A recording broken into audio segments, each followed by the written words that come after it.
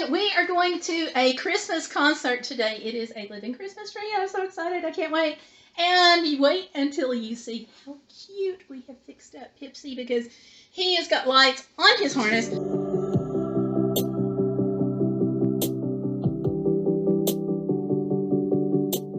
Part of this is we're going to be walking from the parking lot into the building, and I wanted to make sure everybody could see him so they wouldn't run into him. So the lights are off during the performance, of course, and then on while we're walking, but I gotta go. Part of this is a fundraiser for a food raiser for a food pantry. So we've got our canned goods. Did you bring your canned goods? I did, yes. And look, you all. Yeah, I believe we can see you. Okay. Where do I go in again? Straight ahead with that red light. Okay. So I do the red light district? Yes. Okay. Sit up. Wait. Brace. Good boy.